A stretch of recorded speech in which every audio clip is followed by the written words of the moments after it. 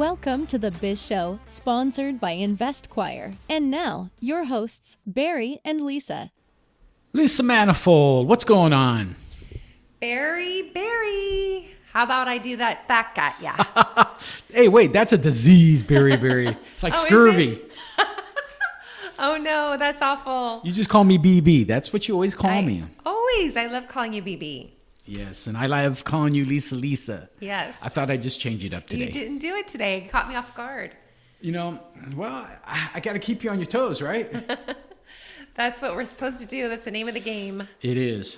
So, welcome to the Biz Show, everybody. Welcome back. So, now we're going to start the series. Well, we actually started it last podcast of human resources, right? Yes. This one, as promised, we're going to talk about the interview process. Yeah, that's always a fun one, but also could be scary. It is. And just to remind everybody, you know, Lisa and I have years and years and years of experience in interviewing and have interviewed thousands, maybe almost 10,000 people, if you will, through the course and history of our work experience. Yeah. But if you think about it, you are interviewing people everywhere you go, every single day, and every second of your life. I think subconsciously, we're constantly sizing people up and deciding whether we want them in our circle or if they could benefit and add value to our life. Wait, you got a circle? Mine's a square. Is it a bubble? Are you living in a bubble?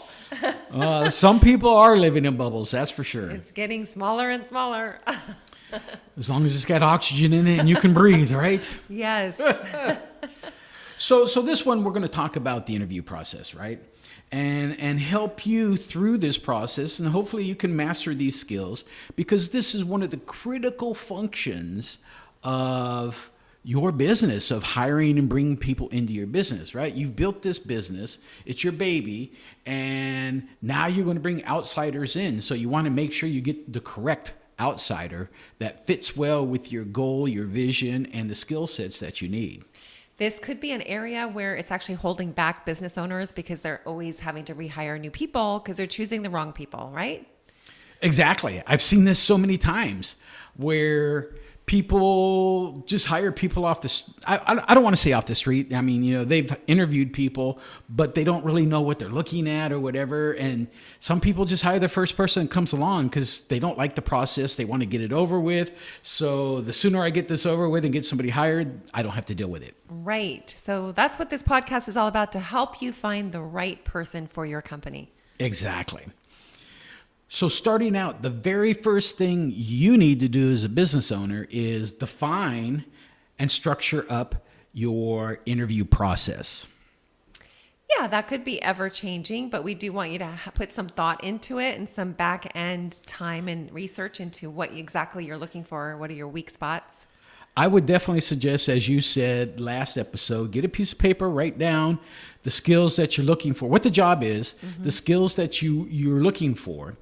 And then just start putting that list together, and it's going to grow and grow and grow, and then you're going to add more to it as you go through it. But that really becomes the defining template of what you're looking for, right? Yeah, I think that's what is part of the scary part for business owners and management, is that you're thinking you're going to have to outlay all this money in a salary.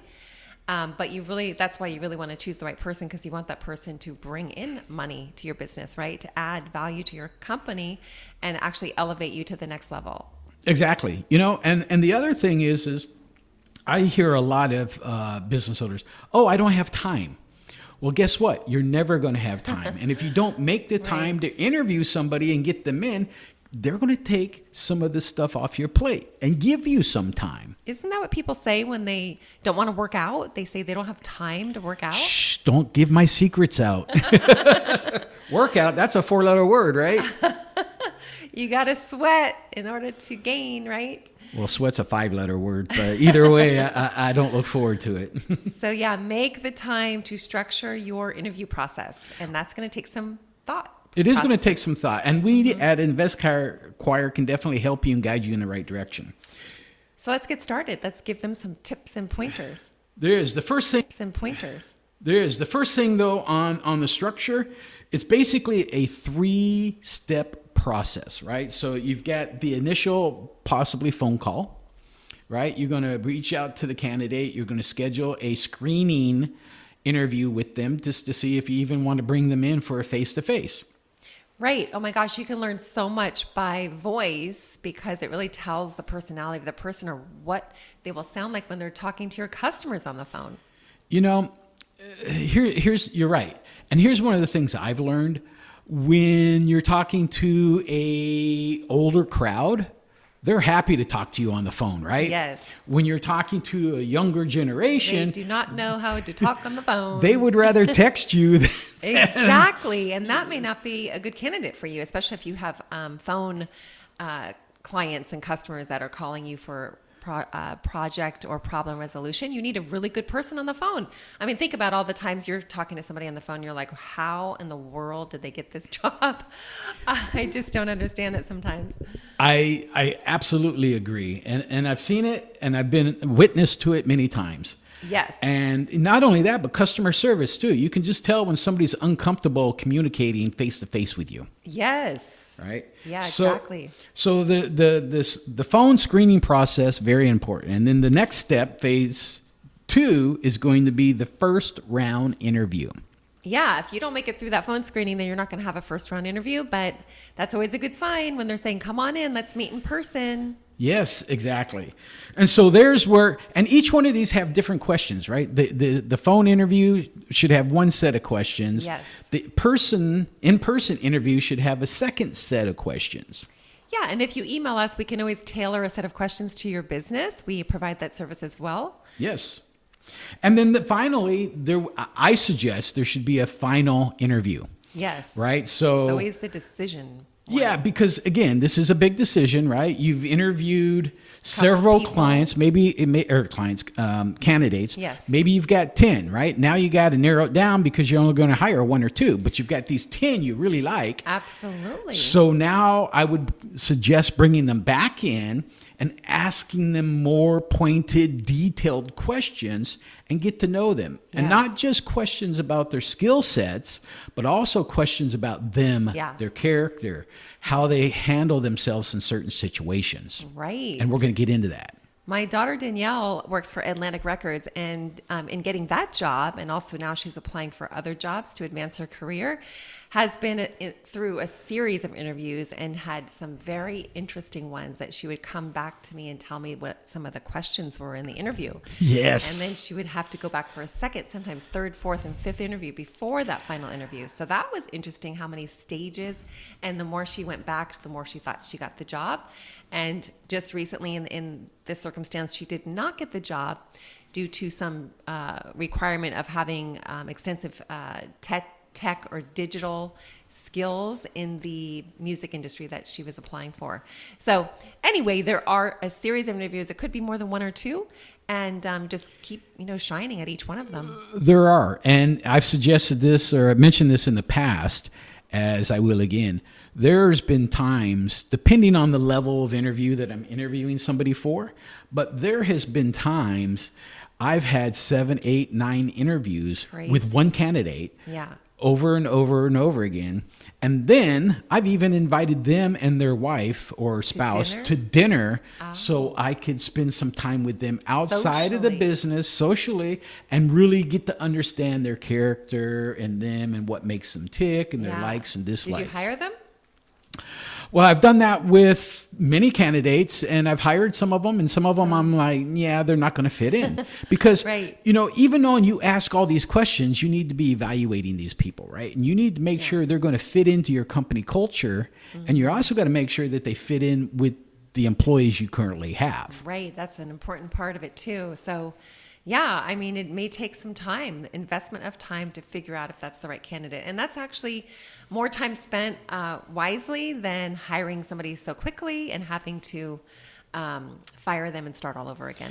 Well, so let's talk about that, right?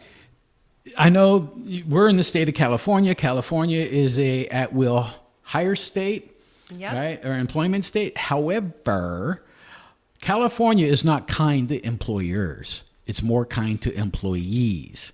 So you need to make sure, you mentioned, fire them and terminations. You need to make sure you have your ducks all lined up in a row before you actually terminate them and let them go. Because if not, you might be still working with them because the state of California says you can't fire them, or you might be paying them a large sum of money because you screwed up. Right. Exactly. So, and we'll get into in a couple podcasts down the road. We'll talk about the termination process and things to look out for and the gotchas and stuff like that. That's another episode. It is a different episode. So, but so anyways, the first phase really is structuring that interview process, right? Making sure that you've got your questions down, that you've done your phone screening, you've done your interview in person. Also, I would suggest social media, right? Go out and look at their social media and definitely give LinkedIn a look. Yes, I do that also when I do tenant screening as well, just to see what kind of lifestyle they live. You get a lot of information out there. I didn't hire, but I interviewed a candidate, I don't know, maybe 5-6 years ago, right? Seemed like a really good fit. However, when I went onto their social media page, Facebook, every picture, every post that they had in there was with them holding guns. Oh my. Pointing them at the camera and then making all kinds of Are you serious? interesting rants about stuff. Wow. And That's even though they were on paper looked really good and had the skills I was looking for, that really scared me. And tipped the scales a little bit, I would say. It tipped the scales a lot. Oh my goodness. And then I didn't hire them. I hired somebody else. And then just in casual conversation with one of my employees, they had known this person, and they're like, I'm glad you didn't hire them. I was scared they'd go in and kill everybody. like you hear about on the news? Like, well, why didn't you tell me that from the beginning? We never would have interviewed them. That would save you a lot of time again. But yeah, that's part of the pre-interview process, right? You want that to be a crucial part of the step because you're getting these resumes that come in through your Indeed portal or LinkedIn or what have you. And you want to make sure that you're reviewing the resumes, but then going a step further and maybe looking at their social media and whatever else you could find online. Background checks and screenings are so important. And this is not a background check. This is just a screening, right? Because we'll get to the background check. But, so the next thing is now you need to start formulating questions, right? And ask the right questions. Right. And it's not necessarily about the job. It could be about anything in their life, like a personal question, like how many. Well, I ask a lot of personal questions. Yeah. Just to see how they answer them with ease or with stress or anxiety. Exactly. I'm going to give you maybe 5 questions that you should always ask and tell you why you should ask them. But it's a given that you're going to ask questions about their skills and the job position and how they fit. And their resilience, right? And adaptability to the questions that you're asking. Right. So one of the first questions I asked them is, can you tell me about a time that you faced a challenging situation at work and how did you handle it? And so I listened very carefully because there's 4 things that I'm looking to get out of this, right? Number 1 is their problem-solving skills. Right? How I can assess the candidate and how well they identified and answered the question, whether they answered it quickly, whether they had to give it some thought and stuff like that. The second thing is their resilience and adaptability, because you and I both know situations don't always go the way you want them to go. Yes, and you could tell by their answer whether they're showing signs of anger or frustration. Basically, that will tell you that they don't handle conflicts very well. Right. Right. And then another is critical thinking. Right? So, okay, the situation didn't go as planned. Now I have to basically, guess, I'm on my feet. What do I got to do here? Yeah, evaluate their ability to think beyond that so that they could actually see what the lesson was or the failure was and how they could improve upon it. Well, that's one of my last questions, right? Okay, so now you've done this. You've told me that. What did you learn from it? Right. Right. And what changes are they going to make within the company going forward? And, so you hear, maybe you do, maybe you don't, but candidates hear this a lot, right? So tell me about this situation. It's challenging, right? These are the reasons why. This is what the interviewer is trying to get from you. Yeah. Because it's helping them get into your psyche and understand you as a person. Right. Right? That'll tell a lot. Right. Yeah. So the next question I ask is, what motivates you to do your best work? Not work, your best work. Right. Right? And this really determines their motivations, right? What motivates them? What's their passion?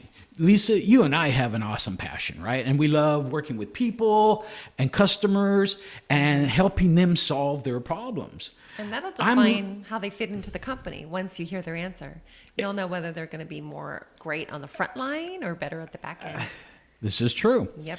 And that's it, right? Alignment with the company values. There you go. So understanding that they are going to fit in and work the same way. Because let's face it, you started this business, you have a vision, you want it to go a certain direction. Mm-hmm. You hire somebody, you bring them in, and they take a left turn. What are you going to do about that? Right? You need to get them back on track. But you could probably head that off at the pass during the interview process, whether you hire them or not.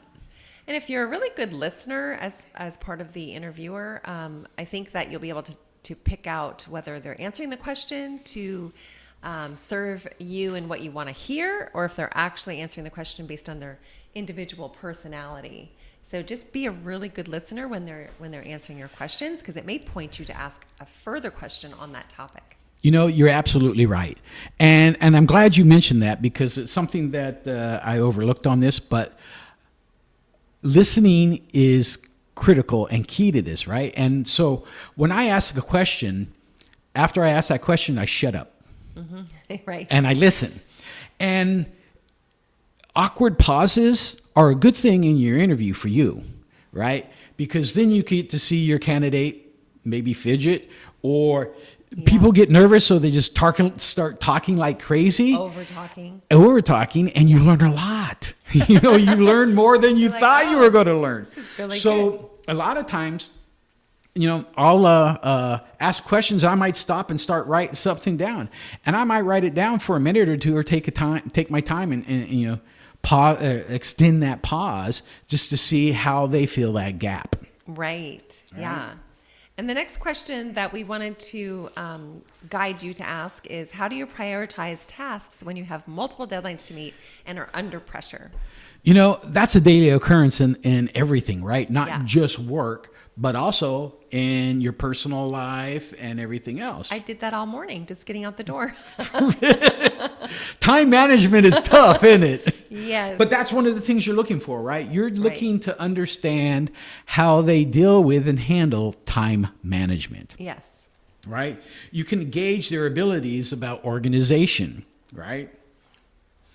And again, back to their decision-making skills, understand the process for them to determine what tasks need to be handled. You may even want to give them a specific example that has to do with your company, perhaps, just to see what they would do in a situation that comes up for your company on a specific level. That's a good question. And I'm sorry, that's a good. You got a little distracted. I got distracted. Somebody walked by and started taking a picture of us doing our podcast. Oh, wow. Well, we want to be on camera, don't we? We do, and we'll get there, I promise. Yes. But, okay, back to this, right? So, how do they handle stress? How do they handle stress, right? Stress management is big. We all have stress, whether it's a lot of stress or a little stress. Some of us work better in stress. I work great under pressure. Yeah. Definitely. And I think you do too. Yeah. But there's some people that can't deal with it. My wife, Tammy, she hates stress. She doesn't work well in it. She starts freaking out. Yeah. It's hard. It's a difficult thing to do. But I think when you're that sort of character, personality, you may want to be able to have a team and delegate your stress or your workload to others if you are in a team role. Management role. Yeah, you are. But back to your practical examples for a minute. I've always actually given practical examples and real life examples with particular clients or whatever the case might be. Hey, so how would you handle this situation, right? We got a customer that walks in and blah, blah, blah, blah. How would you handle that? Right. I mean, you want to know what they're going to do, and that may actually give you your decision right there in that answer, whether or not they're going to be a good fit for the company. Because you may think, oh, I don't want them to deal with that situation that way. That'll just be a disaster. Or it may be like a really great answer that you're looking for. That will help. It might be something that you're like, hey, I'm taking that and running with it. I'm going to do it myself. Yeah. I'm going to have my other employees model after you. So that's what we're really looking for here. Right. So next question I always ask is, describe a successful project that you've worked on, and specifically, what was your role and what made it successful? So we're also, here helping the business owners, but these are questions that interviewees should start thinking about, so they're going into interviews prepared. Because exactly. That's such a question that really, you're trying to go into the history of all of your experiences in different jobs and whatnot, and so you're trying to pick out the best one to talk about. So when you talk about your favorite one, you're going to ignite passion and excitement in your answer. You sure hope so. Again, is what a manager or business owner is looking for, the passion and excitement. So, yeah, and again, as the business owner, 4 things you should be looking for, right? Is team collaboration, their role and their clarity of their role, the achievements and results, and then the reflection and growth from that. Let's talk about the team collaboration, right? So, well, it says what it it is. How well do they work with your team? Yep. Exactly. Right. More importantly, the role clarity, right? How they understand what their role is within the project. So they might have a small piece of the role, but that's okay. Because really what you're looking for is that they understood what their role was in this particular project. You get so many personalities in the workforce that sometimes you'll bring somebody on that actually wants to shine, and so they'll be taking on projects for everyone instead of letting other people do their jobs, right? So they're going to be trying to show that they're the best in your company, and which may upset some of the other employees too, right? Yeah, because you really want to give the opportunity for everyone to grow and to actually be an asset that helps people, elevate their own positions. Exactly. So team collaboration is very important. It is. Getting all the personalities to mix and match. So the next thing that I would be looking at is the results and the achievements of that, right? Mm-hmm. And I want to concentrate on the outcome and what they felt made the project a success. Whether it's a failure or not is not important. It's what they think made this thing a success. Yeah, that will get inside their mindset for sure. Yes. And that also leads into the reflection and growth, because they're having an awareness around it rather than just the project itself that they're doing. Exactly. And all these questions wrap it up to one big thing: self-awareness, right? How aware are they of themselves in the space that they're in and their surroundings? Exactly. So the last question I ask them then is, personal questions are, how do they handle feedback and criticism? Yeah, I mean, that's a tough one for people because they want to be like overachievers or perfectionists. So those type of people may not handle criticism well. So you're always wanting to look for that growth mindset, knowing that if they did fail or not do something up to par, that they're willing to look at that and always do better the next time or learn from it. Yeah, it gives you a look into their mindset. Yes, not being closed off to your criticism. It is. And some people, they don't do, as you said, criticism very well. And they start making excuses left and right. You don't want excuses, yeah. For me, when people give me criticism, good or bad, I always sit there, I listen to it, and then I'll reflect.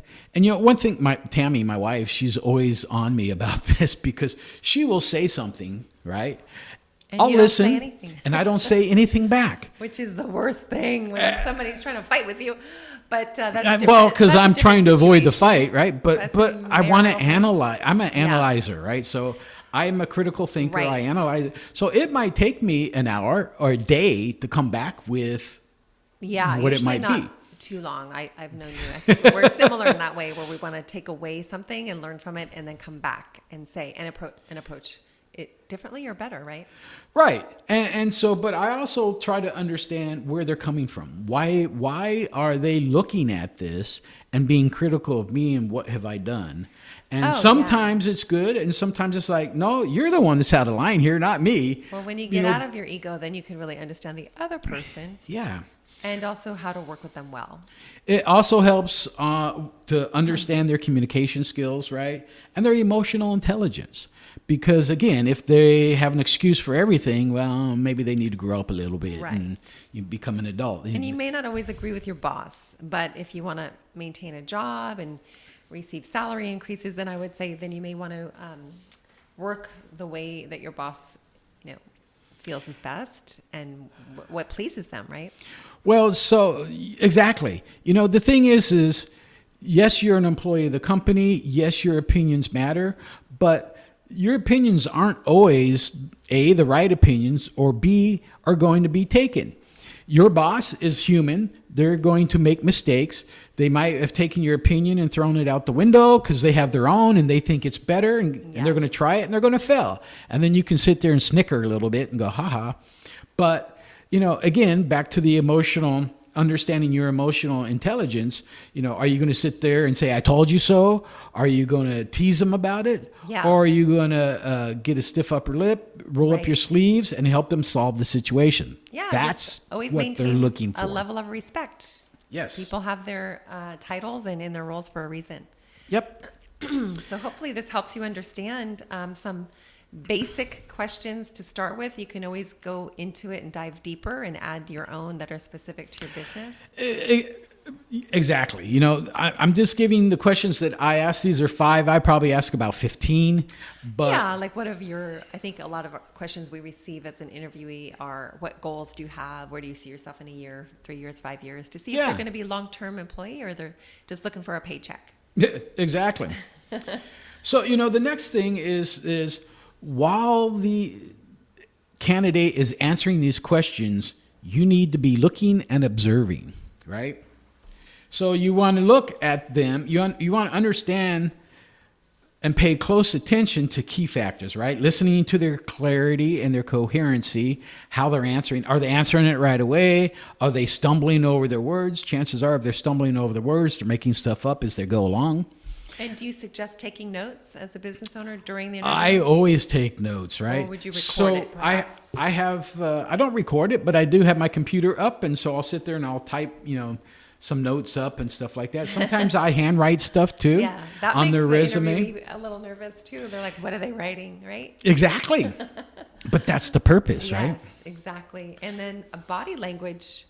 So some of this could be on a Zoom, but you definitely would get the from the waist up or chest. So body language and how they're sitting and if. Well, exactly. I mean, body language is critical to this, right? So are they talking to you? Eye contact is huge. It is. Yeah.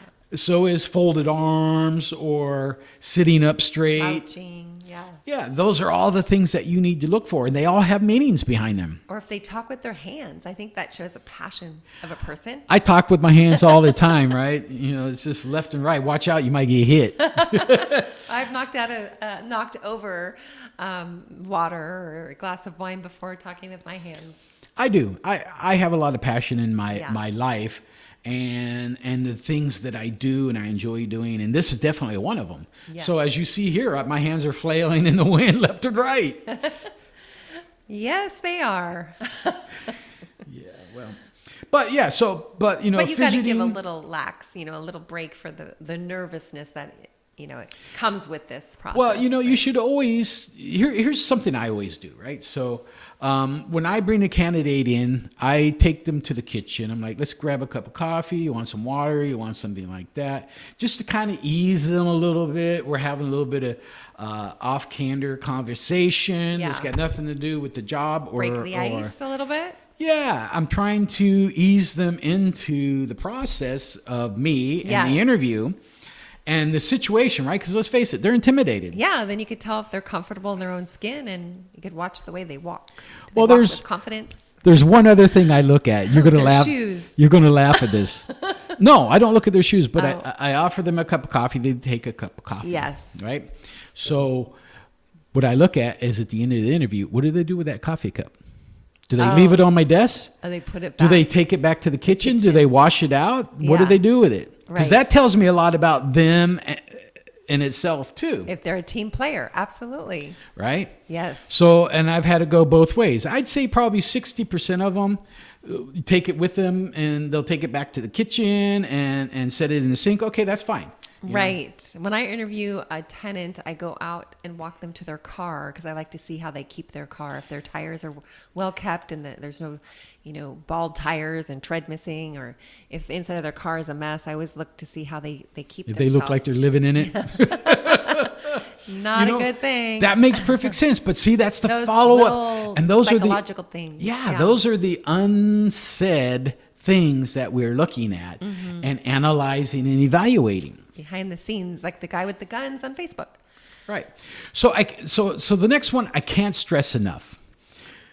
You should, when you formulate your questions and answers, ask the exact questions to every single candidate. So that way you can be fair and honest in your evaluation from candidate to candidate to candidate. If you start asking different questions to candidate A and then B and C all have different ones, how do you really evaluate those exactly honestly and fairly against one another? How do you weigh that out? Exactly. Yeah. So make sure at least you have a subset of exact questions that you ask and then get those answers. It'll branch out from there. But that'll be a great way to score the interview and do your comparative analysis.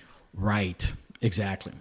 So I hate, I've quit saying one term and now it seems like I'm saying exactly all the time because you're right on. And I'm agreeing I might with be you. rubbing off on you because that's one of my words. Uh-oh.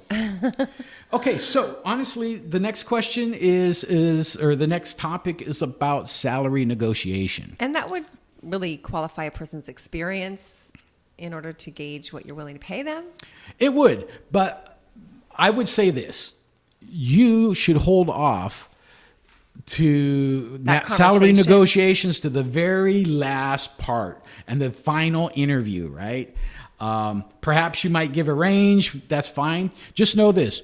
You don't really want to be the one, and the candidate doesn't want to be the one either to throw the first number out there. I think it's cool to ask the candidate what they expect or what do they think they're worth. Yeah, that's fine to ask that. The thing is this: if you, as the employer, you throw a range out there, oh well, we're going to bring you in between $50,000 and $75,000. Don't overpromise and underdeliver. The candidate's going to hear the $75,000. Yeah, they're not going to hear that 50, right? So be very careful on the negotiation of the salary piece, right? So I suggest waiting to the very last minute. It's okay to give a range, but sometimes those are posted online, the ranges. So then the applicant will know, okay, this is what I need to have, for my budget. Again, in the state of California, it's a requirement by law now. Yeah. You're required to post the salary or hourly rate on the job posting. And negotiation's a part of that process because they may give you an offer, but as the candidate, you can always negotiate that, right? Yeah. And vice versa. So here's the deal, right? As an employer, you should be expecting a negotiation. Right. Right? And that's when we talked about on the last episode that we can, you could tie in benefits as part of that, salary offset. Right. I mentioned one of my employees, Kathy, best employee ever, as far as a salesperson goes. We gave, our salespeople a hybrid salary package, whether it was a full-blown 100% salary and no commissions, a hybrid of both, or a commission only, and she chose a commission only. Yes. But if you're in a position to do that, I think it's a good thing to at least take a look at it and see if it's viable for the candidate, because if sometimes as a business owner you can't really afford a lot, you're figuring out how you're going to pay yourself, let alone try and bring someone in and pay them too, right? Yeah. So your salary might be a little bit low. Okay, that's okay, as long as you can back it up, maybe with some commissions, maybe with some benefits, whatever that case might be. Yeah, always talk about all of the different aspects of payment regarding bonuses, days off, commission, benefits, and maybe there's something that's important to your candidate that you're not realizing. And so have the conversation and be open. Right. Exactly. And be transparent about your budget, right? So make sure that, if this is what it is, then let's make sure it is. And there could be a probationary period where it's like a tiered salary structure. Right. So the next thing that you need to do is kind of put it all together, right? And really decide on what is the best candidate. So again, as you have interviewed all these people, and if you've given them the same questions, you're now able to evaluate them side by side and kind of narrow down. Rate like each of the questions 1 to 10. What were their strengths on that answer? Yeah. And then you could see maybe across the board on an Excel spreadsheet who had the most strengths, right? Exactly. You want to look at the performances across the board, not just their skill set, right? Or not just their personality. They may be a cool person to hang out with, but they may be awful. They might become your best friend or golfing buddy or something Yeah. like that, right? But maybe they're not the right person for your business. And then, just remember Don't be desperate. that a candidate's resume, it might be very impressive, but it might not be the right fit for you. Yeah, exactly. So, all right. Well, listen, this kind of wraps up this episode Of interviewing and hiring the right candidate. We hope you enjoyed it today. We did. Thank you so much for tuning in. Hey, don't forget to subscribe. We've got a lot of listeners out there, but hardly any subscribers. Oh, they just have to hit that button, right? They got to hit that button, subscribe. Yes. So don't forget, you can reach out to Lisa and myself at investquire.com and also at our Facebook group page for the Biz Show. And people always ask us, how do you spell it? It's just B-I-Z. With a Z. The Biz Show. Biz Show. You guys have a great week. All right, guys. Thank you. Bye. Bye.